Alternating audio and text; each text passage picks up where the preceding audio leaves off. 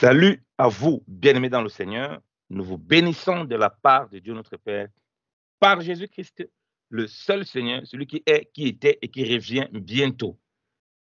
Tunawasalimu ndugu wapendwa katika Bwana, aliye Bwana na Mwokozi wetu, aliyekuwako na anayerudi karibuni. Soyez abondamment bénis en notre Seigneur Jésus-Christ de Nazareth. Mbarikiwe sana kwa njia Yesu Kristo Bwana wetu wa Nazareti. Nous vous remercions pour tous vos messages, vos questions, vos messages d'encouragement.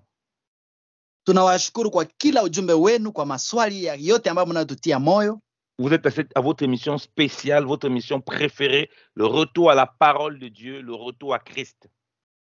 Ni kipindi chenu tena kifurahisho ambacho kinazungumzia kuhusu kurudia katika neno ama kumrudia Yesu Kristo. Et vos frères, les esclaves inutiles de Christ, le pasteur Petro et le frère Yannick. Ni watumishi wenu, wa ndugu wenu, watumishi wa Mungu, watumwa Yannick na mtumishi Petro. Nous partageons toujours la parole de Dieu dans ce cadre des moments de festivité, de Noël, de Père Noël et puis de fin d'année. Tunaendelea kuzungumzia neno kuhusu mambo haya yanayozungumzia makaramu ya Noel na siku ya mwisho ya mwaka. Nous bénissons le Seigneur pour les écailles qui sont tombées des yeux de plusieurs. Tunamshukuru Mungu sana kwa sababu ya vitambaa vinavyoanguka kwenye macho ya watu wengi. Pour que l'église ne soit plus un objet de scandale. Ili kanisa lisidharaulike kabisa. Et que l'église rayonne pour la gloire de Dieu. Ili kanisa lipate kuangazia kwa ajili ya utukufu wa Mungu. Alléluia. Alléluia. Nous voulons profiter pour répondre à une question que des bien-aimés ont posée. Tunapenda tuweze kujibu swali ambalo ndugu mpendwa aliuliza concernant Noël. Inayohusu Noël. Nous vous encourageons vous-même à faire des recherches sur les origines de Noël. Tunataka tuwatie moyo nyinyi wenyewe kwanza kutafuta utafiti zaidi kuhusu misingi ya Noel. Vous allez vous rendre compte que c'est une fête purement païenne. Mtakuja kuelewa kwamba ni karamu kabisa ya kipagano qui était liée à une célébration d'un Dieu païen. Ambayo ilikuwa naunganishwa na hali ya kusherekea Mungu wa kipagano. Ça c'est le premier point. Hiyo ndio jambo la kwanza. Et sur le deuxième point, c'est que l'Église a fait une récupération pour en faire le jour de naissance de Christ. Na kanisa likachukua hiyo kitu kuwa kama siku ya kuzaliwa ya Kristo. C'est là où on dit que ça c'est un grossier mensonge. Na hapo ndio tunasema ni uongo mtupu kabisa. Donc quand on dit que on ne doit pas célébrer Noël, kama tunavyosema haifai kusherekea Noeli, premièrement parce que Christ n'est pas né ce jour, et en disant en le célébrant, on est en train de contenir, on est en fait d'affirmer un mensonge. Kwanza ni kwa sababu Yesu hakuzaliwa tarehe hiyo, na watu wanapoifanya ni kuendelea kuhakikisha uongo. Et nous sommes la lumière du monde et les prédicateurs de la vérité. Na sisi ni nuru ya ulimwengu na wahubiri wa ukweli. Donc nous ne pouvons pas cautionner un mensonge. Na hatuwezi kutangaza uongo, hapana. Nous ne pouvons pas bénir un mensonge. Hatuwezi kubariki uongo. Donc on ne peut pas dire on mange pour célébrer Noël tout en rendant grâce à Dieu. Ça n'a pas de sens. Hatuwezi sema ya kwamba tunakula ili kusherekea Noeli ili tumtukuze Mungu. Haina maana kabisa. Si on mange pour célébrer Dieu, ça ne peut pas être par rapport à un mensonge. Kama mtu anaweza sema nakula ili atukuze Mungu, lakini siko kwa njia ya uongo. C'est comme si un voleur pas volé quelque chose, il ramène chez lui, il rend grâce à Dieu et il mange ce qu'il a volé. Ni kama vile mwizi alienda iba na analeta hiyo riziki kwake, anaanza kumshukuru Mungu ingawa alienda iba. Vous ne pouvez pas accepter ça. Huwezi kubali hiyo kitu. Vous allez dire à la personne qui a volé que va remettre ce que tu as volé. Utamwambia yule mtu aliyeiba ya kwamba rudisha kile ulichoiba. C'est comme si vous voyez quelqu'un, il a menti, il est en train de mentir pour aller quelque part. Il arrive à l'endroit là, il rend grâce à Dieu. Toi, il vous prier, alors que tu sais bien que pour venir là, il a menti. Ni kama vile mtu alienda mahali, lakini kwa njia yenye alienda ilikuwa njia ya uongo, na nyinyi wenyewe mnajua ni uongo, lakini baadaye anamshukuru Mungu ingawa alifika pale kwa njia ya uongo. Dans ce cas, donc, il faut célébrer aussi Halloween, qui est la fête des morts. Na basi kama ni vile, nafaa basi kusherekea pia siku ya wafu ambayo ni karamu ya Halloween. Les chrétiens ne fêtent pas Halloween parce qu'ils savent bien que c'est la fête des morts. Mkristo hawezi kusherekea siku ya wafu, hapana, kwa sababu ni siku ya wafu kabisa. Maintenant, on fait fêter Noël parce qu'on dit que c'est la naissance de Christ. Na unafanya watu wanaweza kufanya sherehe za karamu ya Noel kwa sababu wanasema ni kuzaliwa kwa Yesu. Donc ça veut dire que si on prend Noël, on dit que c'est la fête de la vie en Christ, vous allez fêter. Manake tukichukua pia Noeli kusema ni siku ya kuishi kwa Kristo, mungesherekea. Si on prend Halloween, on dit pareillement, on dit que c'est la fête de la vie, vous allez fêter. Manake tukichukua hiyo kusherekea wafu na tuseme kusherekea uzima, watu wangesherekea pia. Donc ce n'est pas parce qu'on attribue quelque chose à Christ qu'il faut le faire. Sio kwa sababu watu wamefanya kitu kuwa cha Kristo ndio maana inafaa kukitimiza, pana. C'est l'esprit de ce que la chose véhicule. Ni roho ya kitu ambacho kinatembea. Qu'il soit en accord ou pas avec Christ qu'il faut voir. Ambacho hakina uhusiano yoyote kabisa na Kristo. La Bible dit que tout ce qui respire loue l'Éternel. Biblia inasema kila anayepumua, anayepumzi amsifu Bwana. Et qu'on doit célébrer Dieu, uniquement Dieu. Na kama tunafaa kumsifu Bwana, inafaa awe yeye peke yake. Qu'est-ce que Jésus-Christ a dit lorsqu'il est venu? Wakati gani wakati Yesu alikuja alisema nini? Que l'heure est venue, on doit adorer le Père en esprit et en vérité. Kwamba muda umefika ambao Bwana anafaa kuabudiwa katika roho na kweli. Vous le connaissez très bien, c'est dans Jean chapitre 4. Mnajua vizuri katika Yohana sura 4. Lorsqu'il parlait à la femme samaritaine. Wakati alikuwa anazungumza na mwanamke Msamaria. Donc vous comprenez qu'il faut l'esprit et il faut la vérité. Il ne faut pas l'esprit et le mensonge. Ndio maana mnaelewa kwamba inafaa kuwa roho na kweli, haiko kusema roho na uongo, hapana. Donc le bien-aimé, les bien-aimés qui posent la question de 1 Corinthiens chapitre 10 verset 30. Kwa hivyo huyo mpendo aliyeuliza kuhusu kitabu cha Wakorintho 10 mstari wa 30, qui est écrit: si je mange avec action de grâce, pourquoi serais-je blâmé au sujet d'une chose dont je rends grâce? C'est une question d'un frère qui célèbre Noël pour la gloire de Dieu, dit-on. Ilikuwa ni swali ya mtu ambaye anasema anashukuru Mungu kwa sababu ya Noeli anaifanya kwa ajili ya kumtukuza Mungu. Donc nous disons qu'on ne peut pas être en esprit et en mensonge. Tunasema kwamba huwezi kuwa katika roho na uongo, hapana. Parce que ce que tu fais, si tu dis que tu es dans l'esprit, il faut que ce soit conforme à la vérité. Maana kile unachofanya lazima ukifanye kulingana na ukweli kama uko katika roho. 1 Corinthiens chapitre 10 nous parle de la nourriture que tu manges. Wakorintho wa kwanza 10 inasema kuhusu chakula unachokikula. Tout ce que tu achètes dans les marchés, tout ça là, c'est peut-être livré à des démons. Tu sais parce que les gens ont pratiqué sur ça. Voilà pourquoi tu dois rendre grâce. Kama unanunua kila kitu yote kule ndani ya soko, haujui kama kilitolewa kwa masanamu. Kama wanasema shukuru Mungu, ni kwa sababu ya hiyo yote, haujui kama kinatoka wapi. Mais tu ne peux pas aller célébrer avec eux leur Dieu. Lakini uweze na kushiriki na kusherekea pamoja nao miungu yao. Et comme on voit, Noël était lié à un Dieu païen. Na vile tunavyoona Noeli inaunganishwa na Mungu wa kipagano. Donc vous voyez que ça c'est le deuxième aspect. Je ne peux pas célébrer le Seigneur et célébrer encore un Dieu païen en même temps, c'est pas possible. Na ndio maana siwezi kusherekea Mungu wa kweli na kusherekea Mungu wa sanamu, haiwezekani kabisa. Et je ne peux pas dire que je célèbre non plus en réalité la naissance de Christ, sachant qu'il n'est pas né ce jour. Na pia siwezi sherekea siku eti ni siku ya kuzaliwa kwa Kristo na nini najua ndani mwangu ya kwamba sio siku yake. Si je prends mon repas, je ne dois pas prendre mon repas par rapport à Noël. Tout va se jouer au niveau de mes pensées et de ce que je dis de ma bouche. Parce que l'Écriture dit, c'est l'abondance du cœur que la bouche parle. Kama nitakula chakula changu, sitaki kula kwa sababu ya Noel, lakini nitakikula kwa sababu ya kile ninachosema. Maana kwa kusema ndani ya moyo, kwa kinywa kinasema maneno yaliyojaa ndani ya moyo wa mtu. Parce que rendre grâce doit être conforme à la vérité et doit témoigner de la vérité. Maana kushukuru inafaa inashuhudia ukweli kabisa.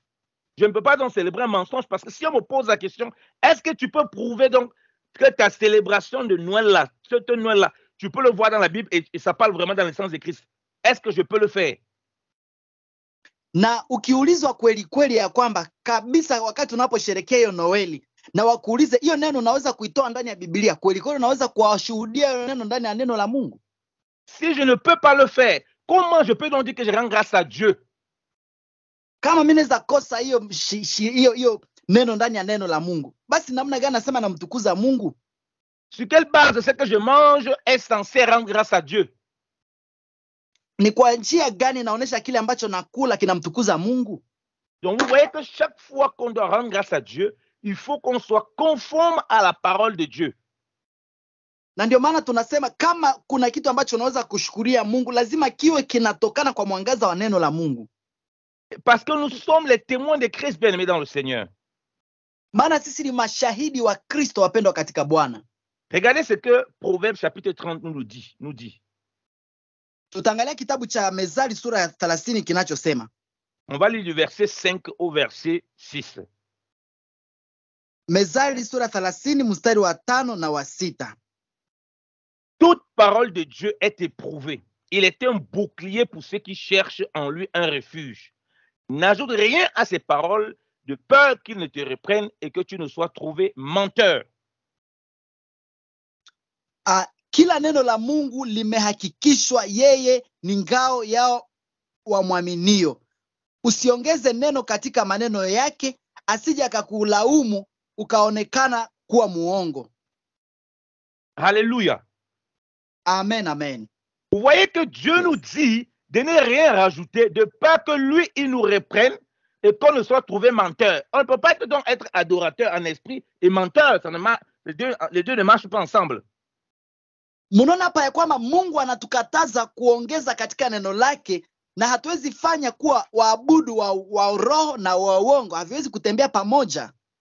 On peut le faire par ignorance, on est dans l'ignorance, mais Dieu ne veut pas qu'on soit ignorant, parce qu'il dit que si on rajoute, il va nous reprendre. Mtu anaweza kufanya mambo yote kwa ujinga, lakini Mungu hapendi pia tubaki katika ujinga. Maana anasema tukiyafanya haya maneno ataweza kutuhukumu. Si nous sommes vraiment ses enfants. Kama kweli tu sisi ni wana wake. Et c'est pas parce que tout le monde fait ça partout que ça veut dire que c'est devenu la vérité. Sio kwa sababu watu wanafanya kitu kila mahali inamaanisha kwamba kimekuwa ukweli. Et le meilleur moyen de maintenir les gens dans le mensonge, c'est de faire croire que si tout le monde accepte quelque chose, alors ça veut dire que c'est la vérité, c'est faux. Na njia moja ambayo inafanya watu kuwabakisha kwenye uongo ni wakati wanapoelewesha kwamba watu wengi wanapokikubali manake ni ukweli. Hapana, ni uongo. L'Écriture nous dit que la parole de Dieu est éprouvée et elle est un bouclier pour ceux qui cherchent le refuge en lui. Biblia inatuonesha waziwazi ya kwamba kila neno la Mungu limehakikishwa kwa wale wanaomwamini yeye na wanaoona kuwa ngao yao. Donc elle est pure, elle nous protège. Liko safi na linatulinda contre toutes sortes de mauvaises paroles, contre tout ce qui peuvent vouloir renverser la vérité. Linatulinda kutoka kila maneno yote mabaya na kinachoweza kupindua neno la kweli. Elle nous protège contre le mensonge du monde. Linatuokoa kutoka hata uongo ya dunia. Il y a même des bien-aimés qui disent, par exemple, que non, pendant ces moments-là, vraiment, on ne fête pas souvent mes anniversaires. Je profite aussi pour fêter mon anniversaire avec l'anniversaire de Jésus. Kuna wengine hata kwenye kipindi cha Noeli wanasema mimi basi ninachukua hiyo nafasi kuwa siku yangu ya kusherekea karamu yangu ya kuzaliwa kwa sababu sipataki hiyo nafasi ya kuisherekea. Ninachukulia ndani ya hii mambo ya Yesu. C'est malhonnête de se comporter comme ça. Ce n'est pas l'esprit de vérité. Hiyo ni uongo ya kujifanya hivyo, haitoki ndani ya roho ya kweli. Moi, je suis né ce 25 décembre. Je peux rendre grâce à Dieu pour une nouvelle année. Alléluia. Mimi nilizaliwa siku ya tarehe 25 mwezi wa 12. Naweza shukuru Mungu kwa sababu ya ile alléluia. Mais je ne peux pas l'attribuer à quelqu'un d'autre alors que je sais que ça lui appartient pas. Lakini siwezi ipatia mwingine kwa sababu najua si yake kwanza. C'est le mensonge. Ni uongo kabisa. Et vous voyez que nous-mêmes, la parole de Dieu nous met en garde contre ça. De ne pas ajouter. Mnaona nyinyi wenyewe kwamba Biblia inatuonya kwamba tusiongeze chochote. Donc, en attribuant le 27 décembre à la naissance exacte de Christ, c'est lui attribuer quelque chose qui n'est pas et d'ajouter dans la parole ce qui n'est pas. Kwa hivyo kwa kufanya kuwa siku ya tarehe 25 mwezi wa 12 ni kuzaliwa kwa Yesu, ni kama kuongeza kitu ndani ya neno la Mungu ambacho hakiko. Et ça fait de nous de quoi? Des menteurs. Na inafanya kuwa sisi ni waongo. Même si on est sincère, comment? Notre sincérité, notre joie, notre partage, ça ne change pas le fait qu'on demeure devant Dieu des menteurs. Hata kama tunaweza kuwa waaminifu, tunaweza kuwa ndani ya mambo yote kuwa vizuri, lakini haifanyi kwamba tumeweza kuwa hatuko waongo mbele za Mungu. Donc, vous voyez que Noël, seulement il y a le mensonge dans la naissance de Christ. Na mnaona kwamba Noeli kuna uongo katika hali ya kuzaliwa kwa Yesu. Il y a l'adoration à un Dieu païen dans lequel on fêtait Noël. Kuna ibada ya Mungu wa kipagano mahali walikuwa wanafanya karamu za Noel. Et troisièmement, il y a le Père Noël, c'est lui qui vient donner les cadeaux. Et on s'habille avec les habits du Père Noël pour donner les cadeaux à nos enfants en disant que ça vient du Père Noël. Troisième mensonge grossier. Na uongo wa tatu ni kwamba kuna baba wa Noeli ambaye sasa wanadanganya watoto kwamba yeye ndiye ameleta zawadi kwa watoto. Yaani unapata ni uongo mtupu kabisa. Et on manque nos enfants. Vous ne pouvez pas dire que vous prenez le repas ce jour-là pour rendre grâce à Dieu. Dans votre pensée, vous dites non, je suis en train de célébrer Noël, mais en même temps, je rends grâce à Dieu. En ayant ces éléments qui sont des éléments de mensonge. Hawezi kudanganya watoto wako tunamshukuru Mungu sana na unajua vitu zenye uko unafanya ndani yake kuna uongo, maana sherehe unafanya hata unajua ukweli ya kwamba si siku ya kuzaliwa kwa Bwana. J'aime beaucoup cette parole d'un bien-aimé frère, mon frère bien-aimé, Jero. Ninapenda sana neno la ndugu yangu mmoja ambaye anaitwa Jero, qui dit que Noël, que Halloween, le diable vient lui-même, il vient lui-même. Anasema siku ya kusherekea wafu shetani mwenyewe anakuja. Et que à Noël, il se déguise dans un mensonge, derrière un mensonge. Na siku ya Noeli anajifanya mwenyewe katika hali ya uongo, nyuma ya uongo. Et Jésus-Christ a présenté le diable comme le père du mensonge. Na Yesu Kristo alionyesha shetani kwamba ni baba ya uongo. Et nous ne sommes pas les enfants du père du mensonge.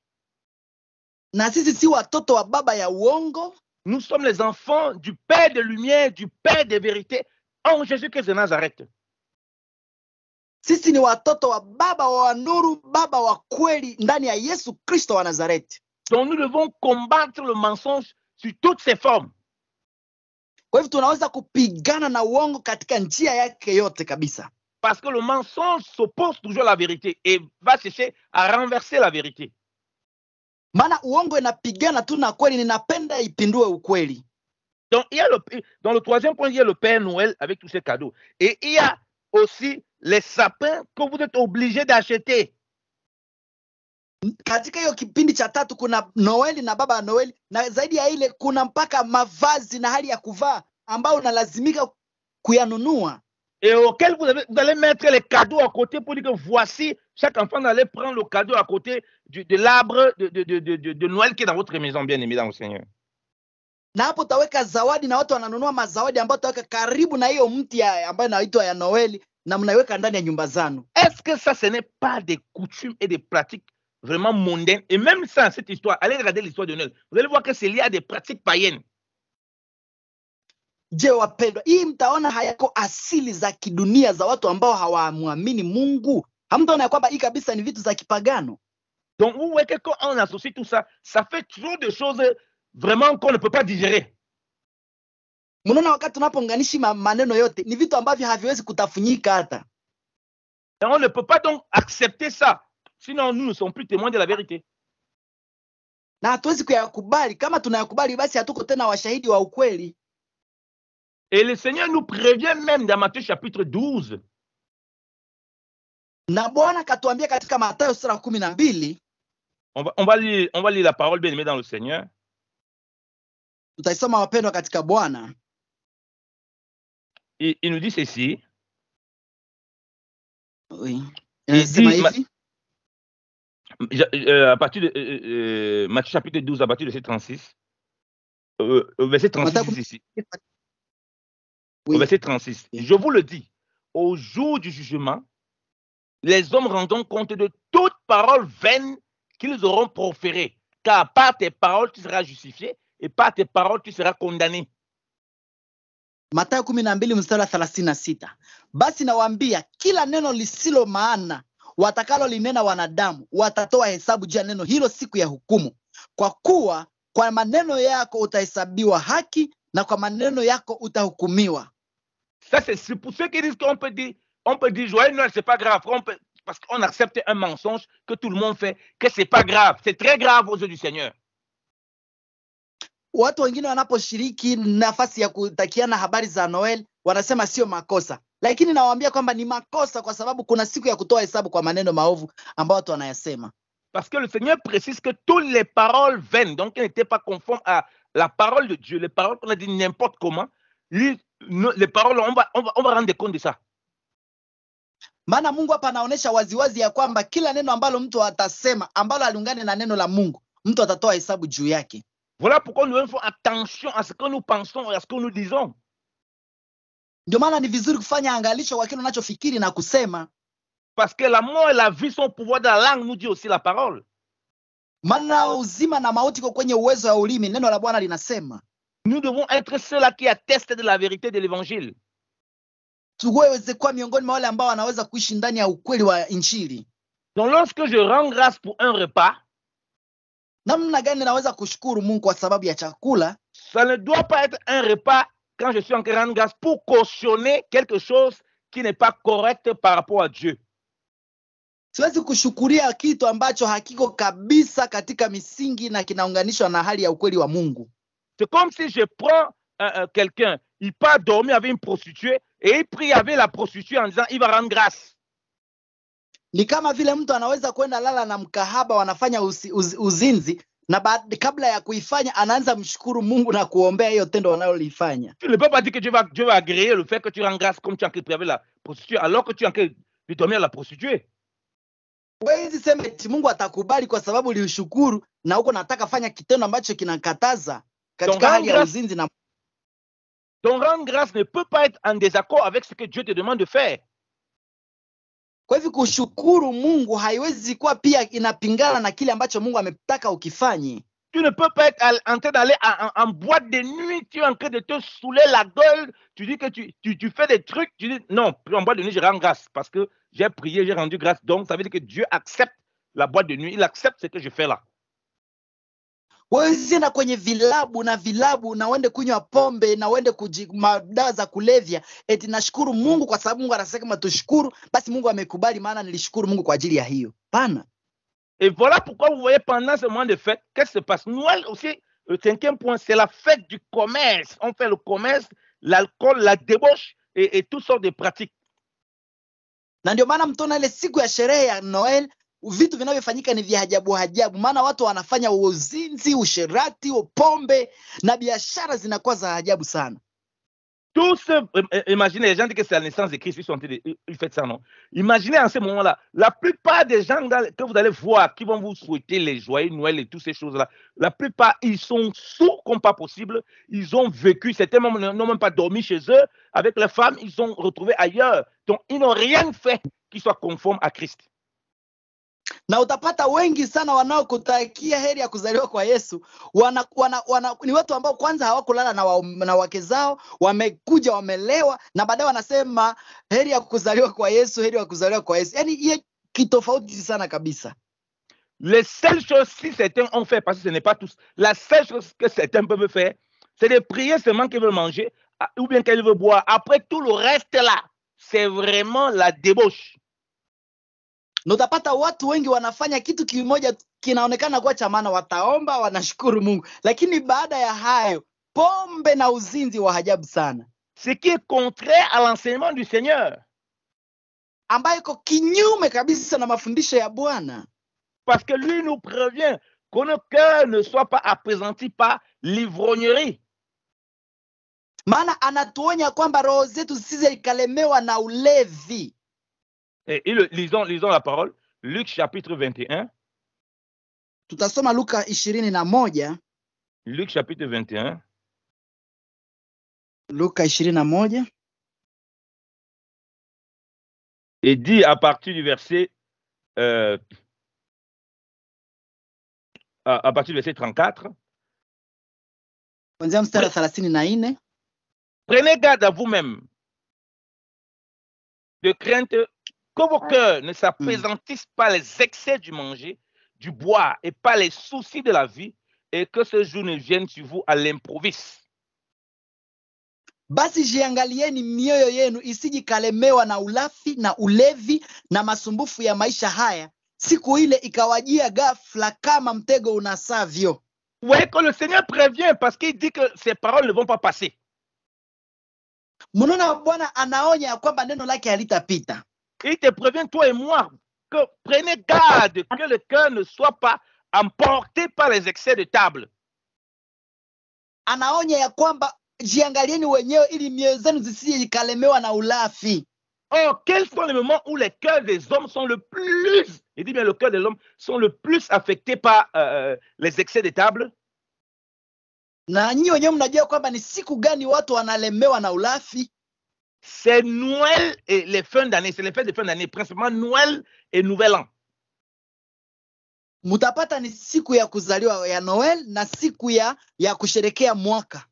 Donc vous voyez que même si on accepte, bon, comme le monde a accepté que c'est le jour de naissance de Christ, vous voyez bien qu'il nous met quand même en garde contre les excès de table.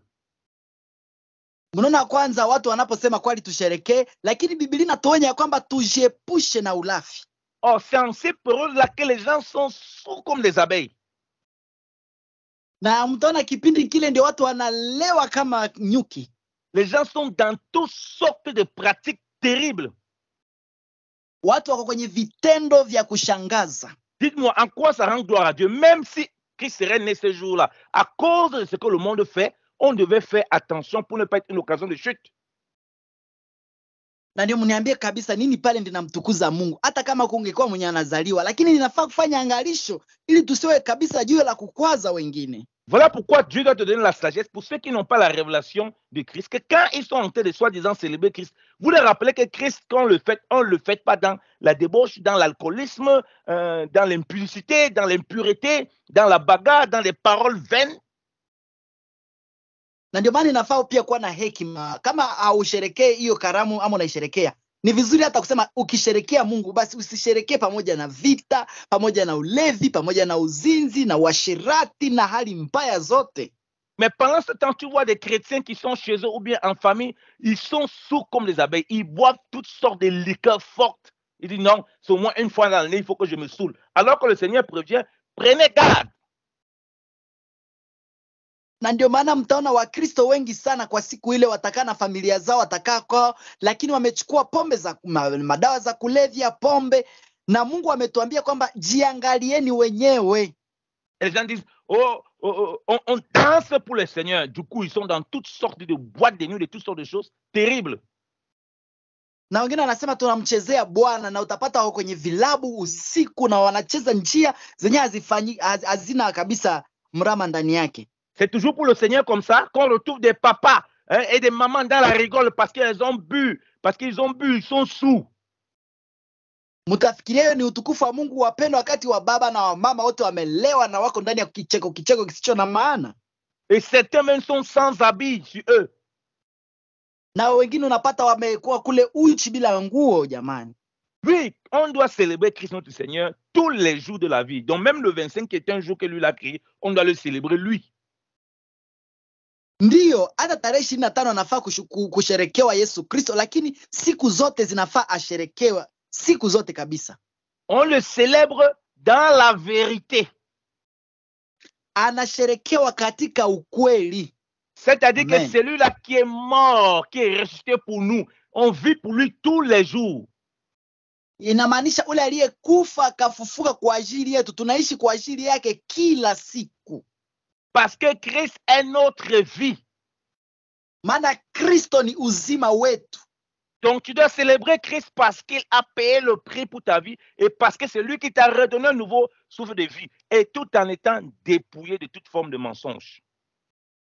Unafaa kumsherekea Kristo maana ni alikuletea uzima, na umsherekee katika ukweli na usimsherekee katika hali yote ya uongo. Mais regardez vous-même dans quel état les gens sont, alors que le Seigneur a prévenu que nous ne devons pas être dans les excès de table, d'ivrognerie et de toutes ces choses. Lakini oneni wapendwa gisi watu walivyo, ingawa Bwana alikuwa ametuonya ya kwamba tusiingie katika hali za kulemewa na ulevi na ulafi na hali za mbaya gisi inavyofanyikiwa. Et l'Écriture nous précise dans Éphésiens chapitre, dans Éphésiens chapitre 4 que, ayant dépouillé le mensonge, que nous disons la vérité les uns les autres. Hata Biblia inasema katika Waefeso sura 4 ya kwamba mwisho kwenda ile alituondoa na ile uongo na mwambiane ukweli nyinyi kwa nyinyi. Soyons dépouillés des mensonges du monde et des mensonges même de la chair. Tuokolewe na ile uongo na matendo ya kimwili. Pour être agréable au Seigneur. Ili kuweza kukubaliwa mbele za Bwana. Même si certains n'ont pas la révélation, faites-nous comprendre que nous devons être dans la pensée de Christ parce que l'homme va rendre compte de toutes les paroles vaines qu'il a prononcées. Hata kama wengine hawana ufunuo, lakini ni vizuri kuangalia kufanya kile kinachopendeza Mungu, maana mtu ataweka hukumu kwa kile alichosema. Et aussi parce que nous ne devons pas rajouter dans la parole du Seigneur de peur qu'il ne nous reprenne, qu'on soit trouvé menteur. Na pia haifai kuongeza chochote kwenye neno la Mungu ili asituonye na tuende jipata kuwa waongo mbele zake. Les fêtes ne doivent pas être les occasions où on fait n'importe quoi parce que nous avons Christ qui est notre véritable fête perpétuelle. Alléluia.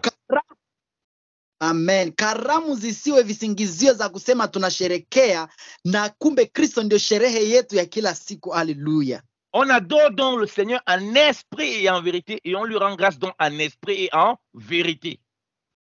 Tunamtukuza Mungu katika roho na kweli na tunamwabudu katika roho na kweli. Donc ça va nous pousser à rejeter toute forme de mensonge. Itatusaidia kufukuza kila hali yote ya uongo. Et partager la parole de Dieu avec simplicité de cœur. Na kuweza kushiriki neno la Bwana katika unyenyekevu wa moyo. Que le Seigneur vous bénisse abondamment au nom puissant de Jésus-Christ de Nazareth. Amen. Mungu awabariki sana katika jina la Yesu Kristo wa Nazareti. Amen. Wapendwa katika Bwana, tunawashukuru sana kwa kipindi hiki ambacho mmekisikiliza na tumezungumzia sana karamu. Kama uko na swali, kama uko na pendekezo, kama uko na jambo la kusema, piga simu na utapata majibu yako vizuri sana. Unaweza kutupigia simu kwa njia 09 97 32 58 57 09 97 32 58 57. Basi kila mara tunakuwa hapa, utaendelea kutusikiliza kila mardi a partir ya 19h30 mpaka 20h juste. Na kila vendredi a partir ya 21h30 mpaka 22h juste. Tutaendelea kufuatana pamoja na masomo wapendwa, pamoja na mtumishi wa Mungu, na mtabarikiwa sana na muwe na jioni njema katika jina la Yesu Kristo. Amen. Amen.